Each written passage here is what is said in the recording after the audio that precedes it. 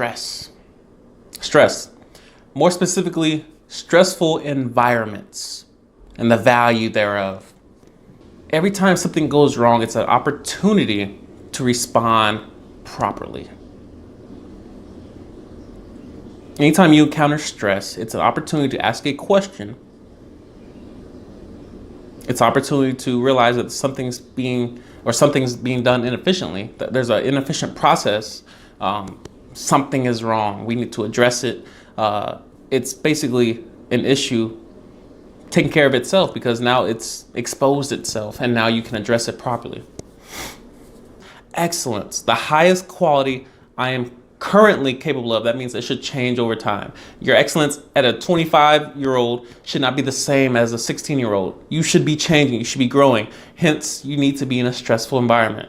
Now, I'm not saying that you should be unhappy because happiness and stress don't have to be exclusive. Like, they don't have to be separated. They can be together. Gary Vee, I'm sure he's very stressed being the CEO of VaynerMedia, but I'm sure he loves every second of it.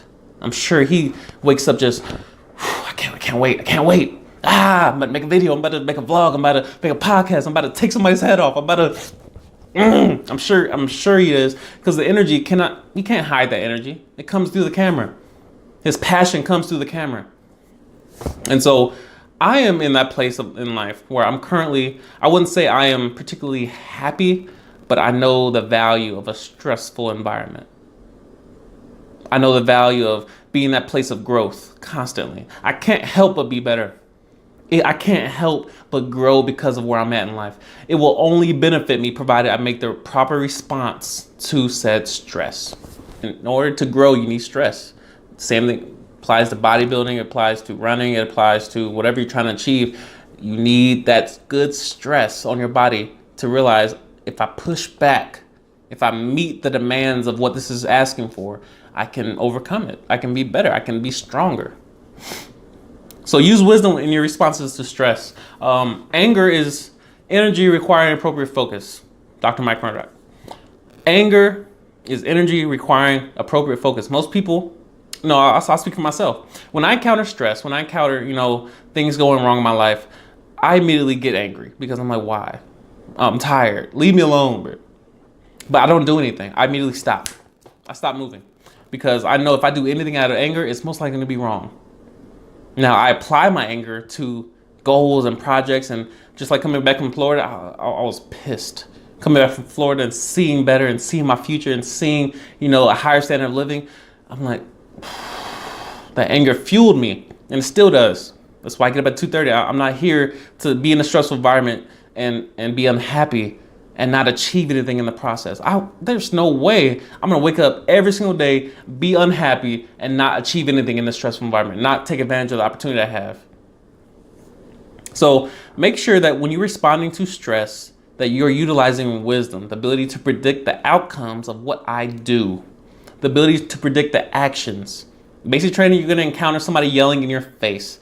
Make sure that when you encounter that L being handed to you, here but receive this bad breath or this coffee breath, or let me tell you about yourself, and you trying to eat your child and somebody's spitting your food or spitting over your food or spitting in your direction, or constantly talking to you, or you feel like you're being picked on, you're being singled out. When you encounter that stress, make sure that your mind engages, not your body. Your body should not be moving hardly ever unless it's being told to. Your mind's in control. Keep your mind in control at all times. Realize that I'm in control of the situation, no matter if there are variables I can't control around me. I am in control of me. And my reaction must be sound. I must respond to anything that happens to me. I must respond in wisdom. The ability and the willingness to realize there's a consequence to whatever I engage in. Whatever I do, there's a consequence, good or bad. And you have control of that. You have control of that.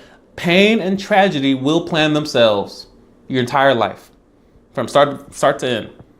I got a comment the other day about, what if this happens to you? What if this happens to you? What if you got a fiance? What if you got to work a 12-hour shift? What if you got to do this? What you got to do? Deal with it. Do it. Do it. Somebody's unhappy on a lower scale. Somebody's unhappy, in third world countries. Somebody's unhappy being a CEO and being a billionaire. Somebody's unhappy. People are killing themselves who are working, whenever they choose, who have their own companies, who are, celebrities. There are people who are taking their lives because they're unhappy on many different scales. Deal with your life that you have created with your decisions. If pain and tragedy plan themselves, respond in wisdom. It's harder than it sounds. I know, because I have to do it daily. I'm not happy in, going to work and dealing with emails and e-finance and TDY vouchers and angry customers and, this went wrong and phone calls and having to be efficient at inefficient processes. We're all dealing with something. I'm not comparing apples to oranges. I'm saying that we're all dealing with something in our own lives. You don't care about my problems. I don't care about your problems. I have my own problems. I got my own family to deal with. You don't hear me call. I don't call anyone at 2:30 a.m. asking them, did they eat yesterday? Did they pay their bills? You got gas. You're not my wife. You're not my family. You're not my mom. You're not my people. I care about friends, but you will have to say something if you want my help, unless I discern it or pick it up. Well, the proof of caring is in discernment. The proof of caring is picking up on something being wrong. But don't expect that from strangers. So live your life. It's your life. It's your path. Travel. Do something. Respond properly. Ask questions. But grow. Do something. I covered that. Ask a question. Stress is a sign to ask a question. Stress is a sign that something's inefficient. Stress is a sign that you can do something better. Stress is a sign to stop doing something. Stress is a sign to keep doing something. Look at the response you're getting. Look at the results of what you're doing, the results of your actions. Daily evaluate the results of your efforts. Stress is a sign to stop and reflect. All right, so I have no money and it's the beginning of the month. I don't get paid for another 2 weeks. I'm stressed. Why? I'm running, my 1.5 mile PT test. I'm out of breath and I just took, 3 steps. Why am I stressed right now? Well, did you prepare? Start asking questions. Questions will reveal the answers, and only questions will reveal the answers. Answers don't just miraculously just pop out. Questions must be sought after based off your goals, where you're going in life, and then the answers reveal themselves based off the questions you ask. You're entitled to 0 answers until you ask a question, and any answers you receive are by chance. It's by accident. It's a lottery pick until you ask a question. Beware of any environment that is long-term stress-free. Beware of any environment that is long-term, like you're talking about years and years, and I'm just 0 stress. Have you arrived? Is this your end goal? Because, in that case, by all means. By all means. If you arrived at your end goal, you're stress-free and you're happy and you're content, and if you lived in the same place for the rest of your life and you will have 0 regrets, live it up. Live it up. But that doesn't really exist. Actually, no, I'll make an absolute statement. It does not exist. A stress-free environment where nothing goes wrong, where everything is perfect for the rest of your life, you will have 0 problems, does not exist. But there are environments where long-term, time periods, there's no stress. Beware of those environments. Those are vacation spots. Vacation spots. They should not be, permanent residents. You should not be living in a place where you just wake up and have 0 things to do. You have 0 things to execute on. You have 0 goals to, execute on. You have 0 tasks to complete. Beware of those environments. It's not healthy. And what comes after those environments? Regret. Regret is waiting on your behind when you stay in a long-term time period of stress-free, because you're not growing. Every time I travel, I go on vacation, I take leave, I'm pretty much stress-free. For the most part, I'm content, I'm happy, I'm smiling. It's just coming naturally. I'm taking pictures, I'm vlogging, I'm trying new things, I'm trying new foods, I'm going to new restaurants. But I can't stay there. I gotta get back to the grind because that's not my end goal. It's part of it, but I want the permanent residence there. This is a lifestyle, not a vacation. I want the option to choose that every single day. I don't want, to wake up one day and wishing I would have stayed in the stressful environment, and execute it to get to my want.